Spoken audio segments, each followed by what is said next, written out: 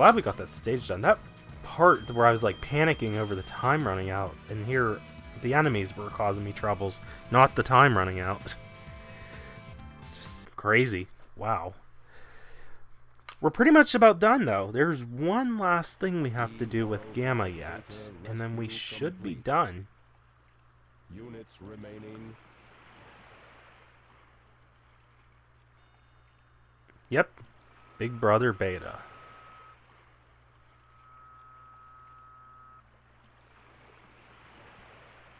Gamma. Look creepily at my hand.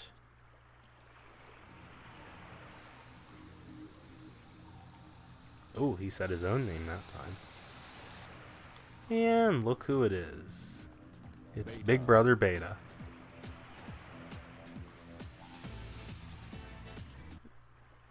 Interesting that he said himself needed saving.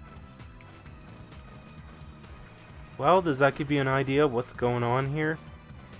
And yay for falling down into the middle of an abyss and through the floor for a cutscene to trigger. And I love how, like, his eyes look there. Yeah, this fight's gonna take a few tries. Basically, you want to let him, like, charge up like he did there and try to ram you. But that gives you an opportunity to be able to hit him back. And you want to try to hit the bullets. It's okay if they hit you. I mean, there's not that many rings here. But they can be annoying. You can also run away from them too. But yeah, like whenever he like charges up that rainbow shield of his, that's your chance to hit him. But yeah, get ready for when he launches those bullets. And then he has another attack here where he's firing his laser! And then big atomic bomb goes off. Except not really an atomic bomb. But has the same effects that resembles it. And wow, how did I miss there? At this point of the game, or yeah, I guess not so much game, but at this point of the boss stage, Gamma does, or not Gamma, Beta starts to get more difficult to hit. So you only have like 1 second to react to be able to get your chance to get a hit in on Beta. And I'm dropping rings like crazy, but you know what, I really don't care. Jeez! Talk about a massive increase in terms of the number of big charged up cannons balls that you shoot. My god. Hit him! There we got him. And we can keep targeting him for the heck of it. Okay, I'll stop. Well, it doesn't matter, the cutscene ended anyway. Alrighty. I like how that one part of Beta looks like a tail feather. Even though it's like an exhaust pipe. Oh well. Me and my crazy comparisons. You know me, how I dwell in Wonderland and my head goes crazy, as mad as a hatter. I see things differently than what the average person does. Up, he still had one last hit in on him before going down. Just like Robotnik tried to attempt on Sonic, except he failed. Well, sort of. If you saw my video of it, you'll understand completely what I'm talking about. And hey, Flicky, you... that just came out of the robot. How did... you just endured like a big bomb going off. Wow. You were OP'd. But anyway, if you couldn't tell, Gamma's pretty much weakened too.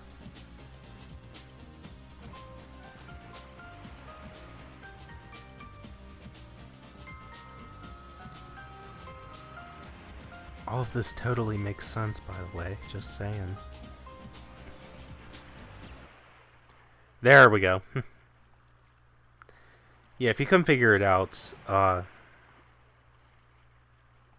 specifically Beta and Gamma were part of a family of Flickies. And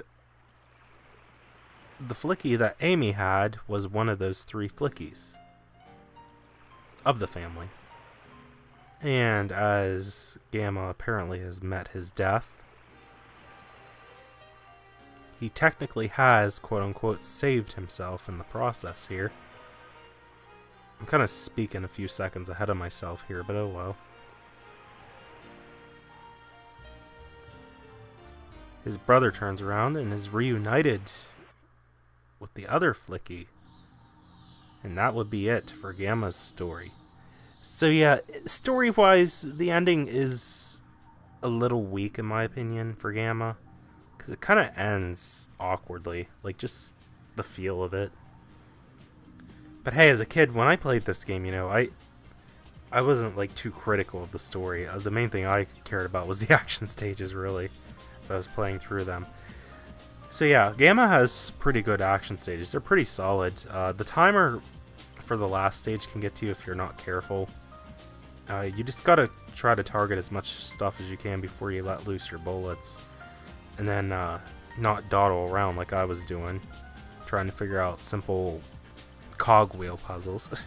And then letting enemies hit me right and left for really no reason when I could have avoided it the first time.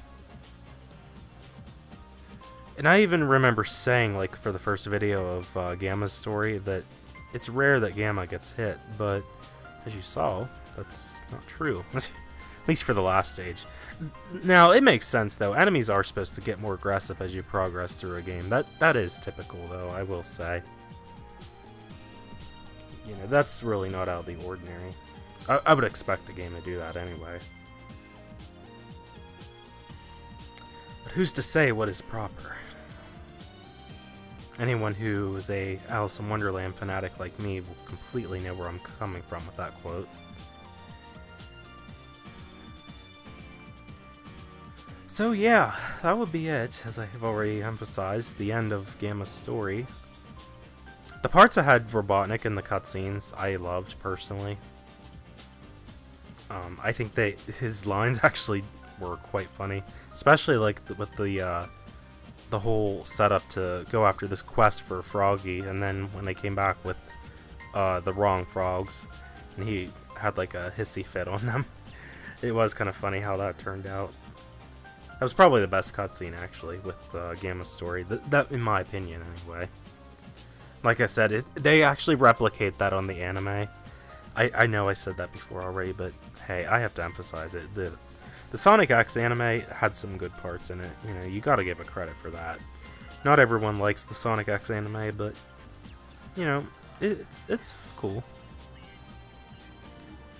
Back when I first saw it, I wasn't like one of those people who was critical about animes that had come out and be like, oh, they shouldn't have a Spanish accent for Meta Knight. That's just wrong. You know, I wasn't like that as a kid growing up. Meta Knight didn't even really have a voice at the time when the anime came out, so it didn't really make sense where people were coming from with things like that. The same goes with the Sonic X anime. Like, the voices were different. I mean, yeah, there was other shows that had Dr. Robotnik, Sonic and Tails, and other characters in them. So I guess it would make sense for people to like compare voices between series, because there was, you know, Sonic the Hedgehog, SATAM or SATAM, whichever you prefer to call it. It's probably my favorite series, though, the original Sonic the Hedgehog. I do tend to have a biased point of view, I guess you could say, toward that over the other Sonic shows. That's just me. You know, I have a lot of nostalgia with it, because I was like really young as a kid when I first saw it. Then there's Adventures of Sonic the Hedgehog, the more comedic approach. Again, as a kid, I enjoyed it.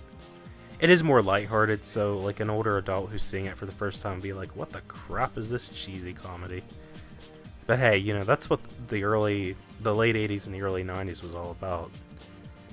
People like to look at the 80s as that all the time, but you gotta admit, the early 90s did some of the same wackiness, you know, with cheesy TV shows. And then there's Sonic Underground, which was incredible. I actually had a comment from the daughter of Alec, who said that she loves that show, and I don't blame her. That was an awesome show.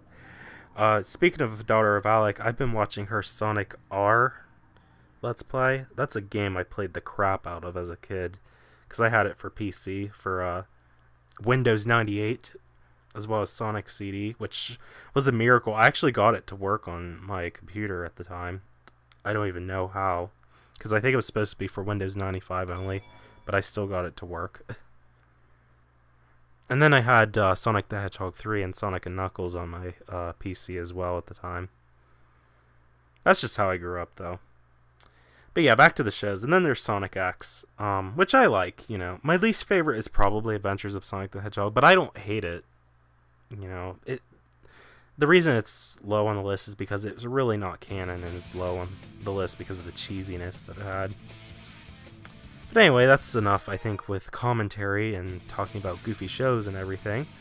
Next time we're going to pick up with... I gotta go back to figure it out. Knuckles' story. We're pretty much over halfway done with the game. The reason I say that is because these last 3 characters don't have extensively long stories or action stages, so they'll be pretty easy to breeze through. But yeah, the order's going to go in Knuckles, Big, and then we're going to finish up everything with Amy before going to the last story of the game. But that is it, guys. I hope you enjoyed. I know I continuously rambled throughout this whole recording session. But until next time, this is ToadinWonderland. I will see you guys back with more of Let's Play Sonic Adventure DX. Do the best you can and not fall down any rabbit holes, and I will see you guys later.